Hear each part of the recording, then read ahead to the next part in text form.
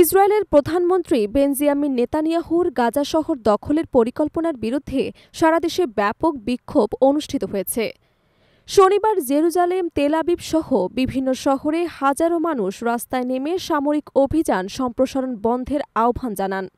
গত শুক্রবার ইসরায়েলের নিরাপত্তা মন্ত্রিসভা যুদ্ধ শেষের লক্ষ্যে ৫ দফা পরিকল্পনা অনুমোদন করে। এর মধ্যে গাজা উপত্যকার নিরাপত্তা নিয়ন্ত্রণ নেওয়া অন্যতম। ইসরায়েলি সেনাবাহিনী জানিয়েছে তারা গাজা শহরের নিয়ন্ত্রণ নেওয়ার প্রস্তুতি নিচ্ছে। তবে বিক্ষোভকারীদের মতে এই পরিকল্পনা জিম্মিদের জীবনকে আরও বেশি বিপন্ন করবে। গাজায় আটক ৫০ জিম্মির পরিবারের সদস্যরা বিক্ষোভে অংশ নেন। ধারণা করা হচ্ছে তাদের মধ্যে ২০ জন এখনও জীবিত আছেন। বিক্ষোভে অংশ নেওয়া এক ব্যক্তি বিবিসিকে বলেন, যুদ্ধ থামাতে যা যা করা দরকার তা সবই করতে হবে। আমাদের জিম্মিরা সেখানে মারা যাচ্ছে। সাবেক সেনা ম্যাক্স ক্রেস জানান, যুদ্ধের শুরুতে তিনি ফ্রন্ট লাইনে ছিলেন, তবে এখন তিনি সেবা দিতে অস্বীকৃতি জানিয়েছেন।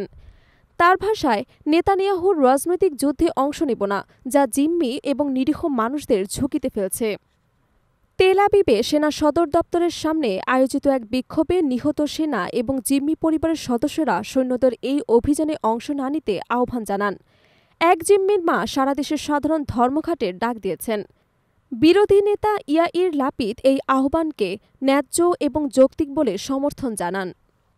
বামপন্থী ডেমোক্র্যাটস পার্টির প্রধান এবং আইডিএফের সাবেক উপপ্রধান ইয়াইর গোলানও ধর্মঘটের পক্ষে বক্তব্য দিয়ে সব নাগরিককে এতে অংশ নিতে আহ্বান জানিয়েছেন।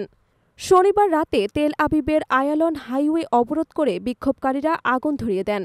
পুলিশ ৩ জনকে গ্রেফতার করেছে এবং আগুন লাগানোর সরঞ্জাম জব্দ করেছে। এদিকে ইসরায়েলের chief of staff lieutenant general Eyal Zamir সতর্ক করেছেন, গাজার পূর্ণ দখল নেয়া ফাঁদে পা না দেয়ার এবং এতে জীবিত জিম্মিরা ঝুঁকিতে পড়বে। জরিপে দেখা গেছে অধিকাংশ নাগরিক হামাসের সঙ্গে চুক্তি করে জিম্মি মুক্তি এবং যুদ্ধের অবসান চান। নেতানিয়াহু ফক্স নিউজকে দেয়া এক সাক্ষাৎকারে বলেছেন, ইসরায়েল পুরো গাজা উপত্যকা দখল করে পরে আরব বাহিনীর হাতে হস্তান্তর করবে। তবে এক্সে দেয়া এক পোস্টে তিনি লিখেছেন, আমরা গাজা দখল করছি না, আমরা হামাসকে সরিয়ে গাজাকে মুক্ত করছি। ৫ দফা পরিকল্পনায় রয়েছে হামাসকে নিরস্ত্র করা, সব জিম্মিকে ফিরিয়ে আনা, সামরিক অস্ত্র অপসারণ করা, নিরাপত্তা নিয়ন্ত্রণ নেয়া এবং হামাস বা ফিলিস্তিনি কর্তৃপক্ষ ছাড়া বিকল্প প্রশাসন গঠন। জাতিসংঘের এক শীর্ষ কর্মকর্তা সতর্ক করেছেন, গাজার পূর্ণ সামরিক দখল প্যালেস্তাইনি বেসামরিক এবং জিম্মিদের জন্য ভয়াবহ পরিণতি আনতে পারে। যুক্তরাজ্য, ফ্রান্স, কানাডা পরিকল্পনাটির নিন্দা জানিয়েছেন। জার্মানি ইসরায়েলে অস্ত্র রপ্তানি বন্ধের ঘোষণা দিয়েছেন। রবিবার জাতিসংঘ নিরাপত্তা পরিষদ এই বিষয়ে বৈঠক করবে। গাজায় মানবিক সাহায্যে প্রবেশের অনুমতি বাড়ানোর আহ্বান জানিয়েছে জাতিসংঘ। গত ২৪ ঘণ্টায় অপুষ্টিতে ৫ জনের মৃত্যু হয়েছে, তার মধ্যে ২ শিশু রয়েছে। এ পর্যন্ত অপুষ্টিজনিত মৃত্যু ২১৭ জন, যার মধ্যে ১০০ জনই শিশু।